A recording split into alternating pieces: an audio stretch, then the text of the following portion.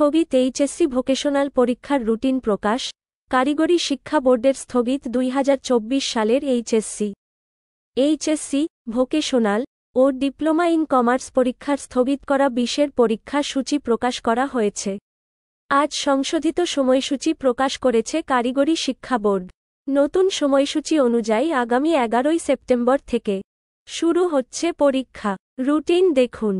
এর আগে গত 12 আগস্ট জারি করা এক বিজ্ঞপ্তি শিক্ষা বোর্ডগুলোর মোর্চা আন্তঃশিক্ষা বোর্ড সমন্বয় কমিটি জানায়, এইচএসসি ও সমমানের স্থগিত পরীক্ষাগুলো পূর্ণ নম্বরেই নেওয়া হবে।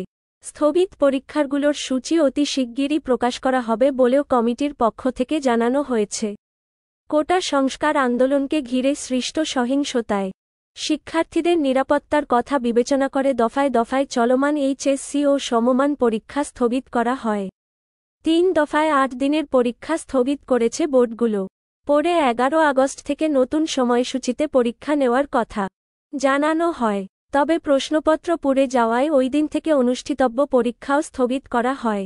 সে পরীক্ষাগুলো নতুন প্রশ্ন ছাপিয়ে আগামী 11 সেপ্টেম্বর থেকে নেওয়া হবে।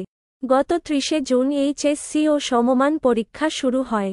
চলতি বছর 9টি সাধারণ শিক্ষা বোর্ড, কারিগরি বোর্ড ও মাদ্রাসা বোর্ডের অধীনে মোট পরীক্ষার্থী 14,50,790 জন।